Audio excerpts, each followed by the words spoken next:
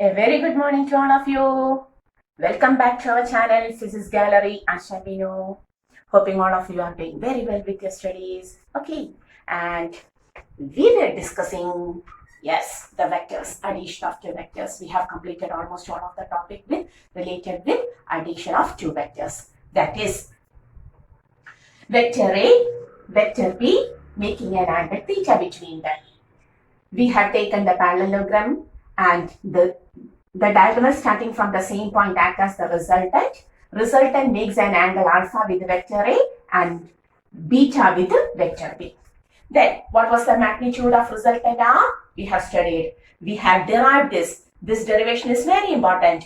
Law of cosines is very important. In board exam, the question is directly asked. The modulus of resultant R is equal to root of A square plus B square plus 2AB cos theta. Direction of resultant R is also very important. We have to derive it. Tan alpha is equal to B sin theta by A plus B cos theta. And tan beta is equal to A sin theta by B plus A cos theta. And law of sines, which gives the relation between the two vectors A and B and the resultant of A and B are. And also the angles. Law of sines, which gives the relation between A, B, R and the angles theta, alpha, beta is A by sine of beta. A by sine of angle without A. Beta contains B and R, not A. So A by sine beta is equal to B by sine of angle without B. That is R and A. Okay.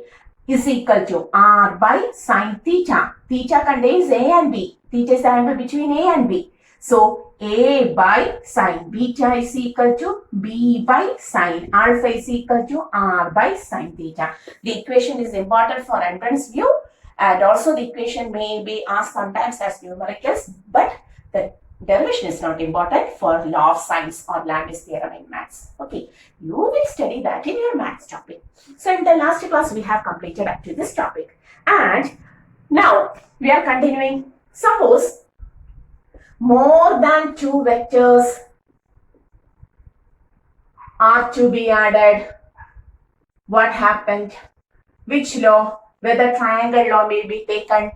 Triangle contains only three sides. Two vectors can be added. Whether parallelogram, two parallel sides are present only for parallelogram. So now we are going to mirror this. You already studied all of these topics. Okay. So if more than two vectors are to be added together, just like our triangle law. What was triangle law? If two vectors are to be added, the two vectors A and B are represented as the two sides of a triangle as continuous vectors. After A, continue B from the end point of A. Okay, both in magnitude and direction.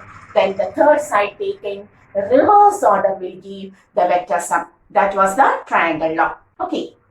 Similarly, we will use polygon law if more than two vectors are to be added. For example, first vector A, second vector B, third vector C, and fourth vector D. Suppose four vectors are to be added. A, B, and C and D are to be added. Okay. For adding these four vectors, we will use polygon law, just like triangle law. So what is polygon law? What was triangle law? If two vectors A and B are to be added, then they are taken as the two sides of a triangle as continuous vectors like this. Vector A, continuation vector B. Similarly, according to the polygon law, if more than two vectors are to be added, then all of the vectors are represented as the sides of a polygon, that is A, B. Its continuation C, its continuation D. Okay, just like triangle law, we have taken all of the vectors as continuous vectors, both in magnitude and in direction. Then the third side for triangle, but now we have to say the last side taken in which order? The last side taken in reverse order. The last side taken in reverse order will give the vector sum. Okay, that is reverse order means you have to put the arrow like this. This is the resultant of A, B, C, D. We can say resultant R is equal to vector A plus vector B plus vector C plus vector D. Okay, so polygon log is how to add more than two vectors. Polygon, according to polygon law, tell me once more how to take. If more than two vectors, you may write polygon law of vector addition. If more than two vectors are to be added together, then all of them are represented as the sides of a polygon, both in magnitude and direction, as continuous vectors. Then the last side taken in reverse order will give the vector sum. Okay, clear? The last side taken in reverse order will give the vector sum. After the sentence, after the statement, draw A, B, C, D separately and take the resultant by using the parallel. By using the polygon law. Sorry, not parallelogram, polygon law. Okay, so that is all. That is, now we know how to add more than two vectors. Now, we have completed almost the vector addition. Now, properties of vector addition. What are the properties of vector addition? Suppose we have added vector A and vector B. Vector A plus vector B and whether vector B plus vector A are same. Surely, vector A plus vector B gives the same resultant as that of vector B plus vector A. Okay, that is, vector addition is commutative. Have you studied this in your maths topic in smaller classes? Yes, commutative in nature. It obeys commutative property. It is commutative in nature. Clear? Similarly, vector A plus vector B plus vector C can be taken as vector A plus, we will add vector B and C initially. To this resultant, we can add A. Or we can take it as vector B plus, adding A, C separately to vector B. Then, that means you have to add A plus C first. The resultant of A plus B may be added to B. Or we can take vector C plus vector A plus B. That is, we can add A and B separately. Its resultant may be added to C so that all of them will have the same resultant. And what is this property called as? The property called as associative property. That is, vector addition is associative in nature also. Okay, clear? Similarly, if we take vector A and vector B, had added together and the resultant is multiplied with a number n. Okay, then this is equivalent to n times vector A. This is equivalent to n times vector A plus n times vector B. And the property is called as, yes, distributive property. The property is called as distributive property. That is, vector addition is distributive in nature also. So we can say vector addition obeys commutative property, associative property and distributive property. So what is the heading? Properties of vector addition. Next heading, properties of vector addition.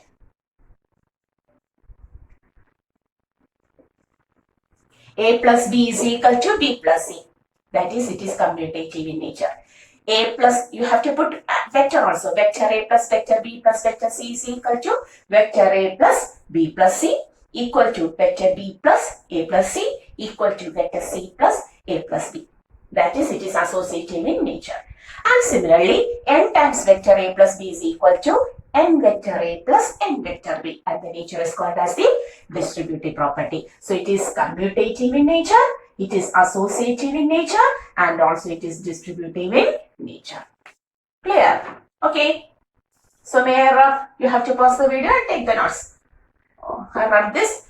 What we have written here? It is n times vector A plus vector B is equal to. Okay. Now pause the video and take the notes. Properties of vector addition.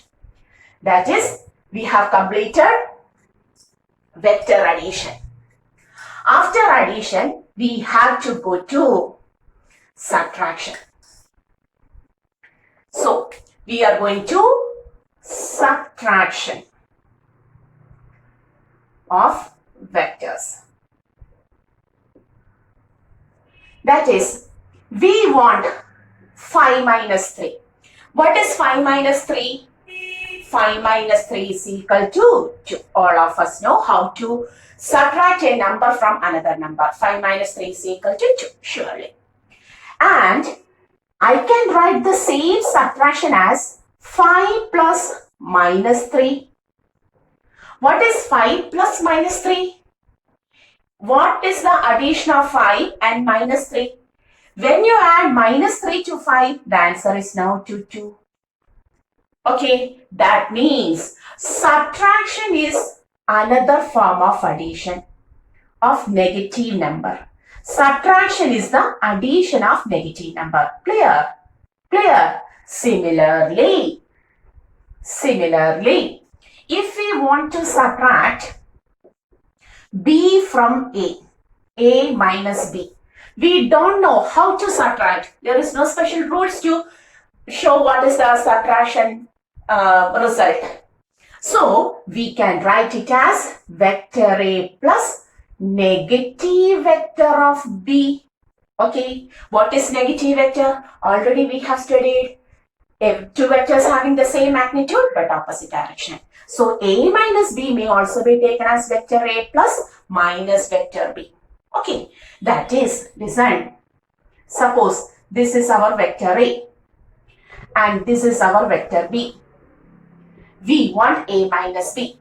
How take? At first, you have to put the negative vector of B. What is negative vector of B? Same as that of B, but opposite direction. Now, add A and B. Okay, A and B. First, by triangle law. Addition is always taken by triangle or parallelogram law. Okay, that is, at first, you have to draw A. Then, you have to draw A. Its continuous vector as minus B. This is minus B. Okay, then the third side taken in reverse order. Okay, this will give vector A minus vector B. Clear? Or if you want the parallelogram law, we may put also parallelogram law. What was parallelogram law of vector addition? That is, the two vectors may be taken as the co-initial vectors. Vector A and vector B. This is co-initial vectors. Then, completing the parallelogram, parallel sides, and finally, the resultant starting from the diagonal starting from the same point will give vector A minus vector B. Both of them are the same. Okay, so subtraction means addition of negative vector. Subtraction means addition of negative vector itself. Clear? No special anything. You have to subtract B from A, then add minus B to A. That is the only thing. It's all. So we have completed subtraction of a vector also. So addition is over, subtraction is over. Okay. Now we are going to the next very important topic of vector called as resolution. Resolution of vectors. Resolution of a vector. Okay, very important. After addition, subtraction, we have to go to resolution. So what is resolution? Suppose 5 plus 3 gives 8. 5 plus 3 gives 8. We can say 5 and 3 on addition, we will get 8. If so, 8 on splitting, we will get 5 and 3. When 8 is splitted, we obtain 5 and 3. Therefore, we can say 5 and 3 are the components of 8. We can say 5 and 3 are the components of 8. Okay, this is called as, the process is called as addition. Whereas in vectors, the splitting up of a vector, not a number, we are talking about the vector. The splitting up of a vector into its component vectors is called as resolution. This was addition, just like vector A plus vector B will give resultant R. If so, when R is resolved, we have to obtain A and B. R is resolved to obtain A and B. This process is called as addition and this process is called as resolution. So what is resolution? You may write the splitting up of a vector into its component vectors. The splitting up of a vector into its component vectors is called as resolution. So what is the resolution of a vector? The splitting up of a vector into its component vectors. Okay, into its component vectors. Now, what is the specialty of this resolution? 5 and 3 on addition will get only 8. The only answer is 8. But when 8 is splitted, you may write it may split into 5 and 3. It's okay. But whether always the answer is 5 and 3, you may split 8 as 4 and 4. You may split 8 as 6 and 2. You may split 8 as 7 and 1. Okay, you may split 8 as even 8 and 0 null vector. It's okay. Clear? Okay, so whether the components are always the same, whether it is over? Never. You may split 8 as, if this is 5, I will write it as 5.1 and 2.9, 5.2 and 2.8, 5.3 and 2.7, and several splittings may be possible there. Okay, addition always gives a single answer, but splitting may give infinite components. Similarly, listen, suppose vector A and vector B, triangle law, results in vector R. Okay, A and B on addition gives resultant R by triangle law here. Okay, clear? If A and B on addition gives R, then R may be splitted into A and B also. The process is called as resolution. The splitting up of a vector into its component vectors is called as the resolution. It's okay.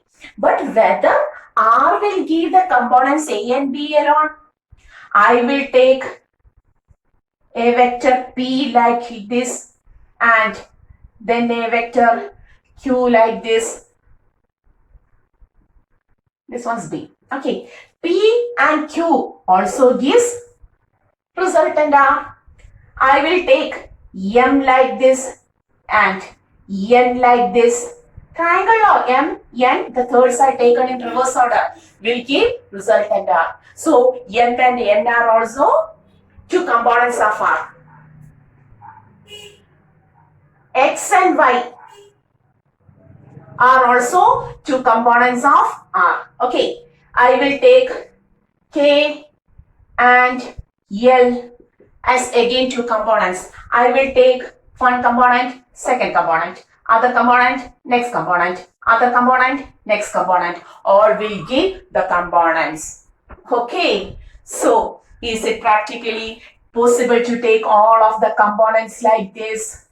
Is it practically possible to take all of the components of a vector? No. Therefore, we will restrict our study of resolution in a particular type called as the rectangular resolution.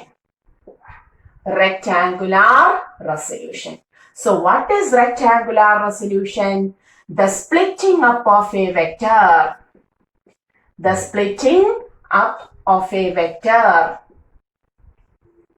into its perpendicular components alone. Perpendicular components alone. We will split a vector into its perpendicular components. Is called as rectangular resolution. What is resolution? The splitting up of a vector. The splitting up of a vector is called as resolution of a vector. And how many components are there? Infinite components may obtain. Infinite components may obtain. And since it is not at all practically possible to consider all of these infinite components, what we do, we have to consider only the perpendicular components. Okay, and how many perpendicular components are possible? Since we have got three perpendicular axes x, y, z, a vector may obtain three perpendicular components. Okay. The new topic in vector. Clear? So what is resolution? What is resolution? The splitting up of a vector is called as resolution. A vector can be split up into infinite components. Okay. And since infinite components are possible, we cannot consider all of them. Therefore, we will study only rectangular resolution. What is rectangular resolution? The splitting up of a vector into its perpendicular components is called as rectangular resolution. That is, we have to consider only perpendicular components. And how many perpendicular components are there? 3. Why? Because in Cartesian coordinate system, we have already considered 3 perpendicular axes. Therefore, 3 perpendicular components may be obtained. Maximum of 3 perpendicular components can be obtained for a vector. Okay, clear? Have we noted all of these points? We can obtain up to 3 perpendicular components, but our chapter's name is motion in a plane. And whether plane is 1-dimensional, 2-dimensional or 3-dimensional motion, it is 2-dimensional motion. That is, we have to consider only 2 perpendicular components in this chapter. Okay, because our chapter's name is motion in a plane, we have to consider 2 perpendicular components alone. But it doesn't mean that a vector has only 2 perpendicular components. It may have a maximum of 3 perpendicular components along x, y and z axis. Okay, clear? If the vector is in space. Okay, have you written all of these? So, we have to study only about the rectangular resolution. We have to study only about the rectangular resolution. So, we are going to take the rectangular resolution of a vector. Suppose this is our vector A. This is our vector A. Okay. How to take the perpendicular components? How to take the perpendicular components? This vector is in my board. This is a plane surface. That is, it contains only 2 perpendicular components. The vector is drawn in my board. That is, board is a plane surface. It contains only, plane surface means 2D.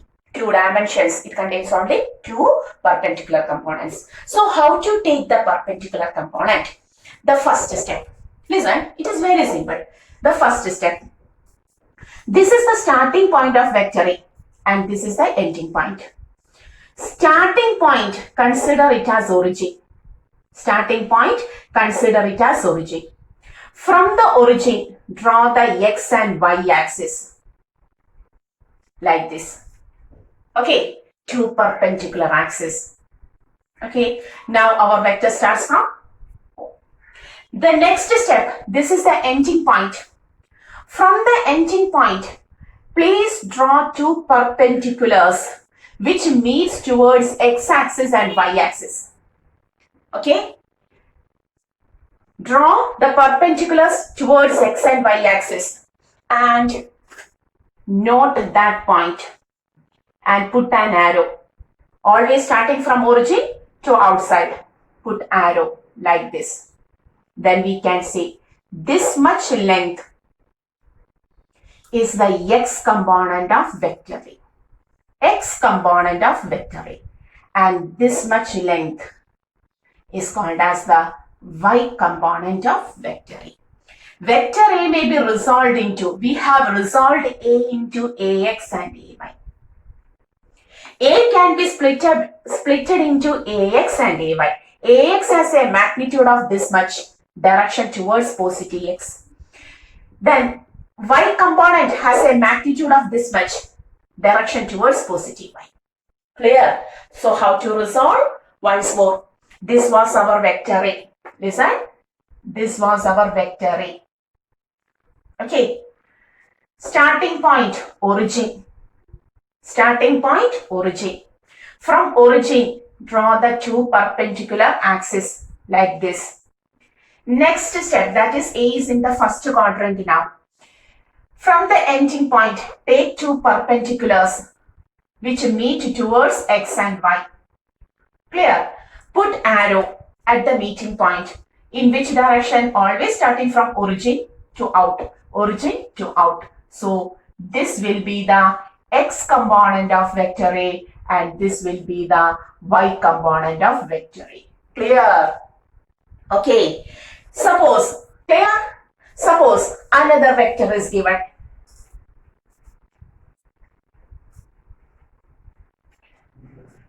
Once more. That means, suppose 4 vectors are given like this. Vector A, then second vector, vector B, then third vector, vector C, and the fourth vector here, vector D. How to draw? Tell me. The first step is to put the origin, draw x and y axis. Okay. Next step. Take perpendiculars from the ending point to the x and y axis. Put arrow. This is Ax. Okay. And this much is Ay. Is there any doubt? Come along with me. Next. This is the origin. Take x and y. Now, put the perpendiculars from the ending point. This is ending point. Towards y and x.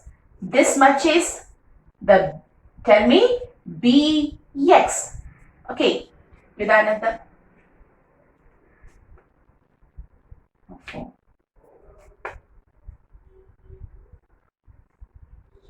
I will put. Okay. So, and this much is the y component of, clear?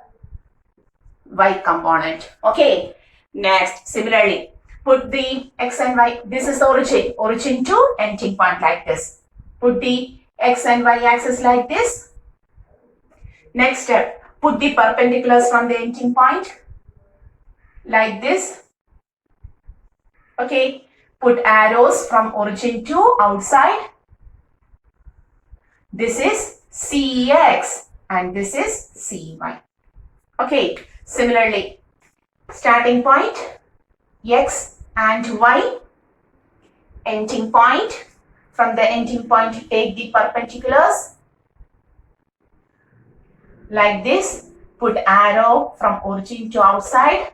Put arrow from origin to outside. This is dx, this is dy. So we have drawn the perpendicular components of A, Ax and Ay, B, Bx and By, C, Cx and Cy, D, Dx and Dy. Clear? So till the next class, you have to try to draw this. In the next class also, we will continue the resolution of a vector, how to resolve. Once more, we will study this. Okay. So today we are winding the class. Till the next class, you have to study well about the resolution, about the vectors. Once more, I am memorizing you. This is the topic for maths and for physics. This vector is very essential. That's why we are studying. Okay. So till the next class, see you. Okay, this is our channel. This is Gallery. Asha, winding up.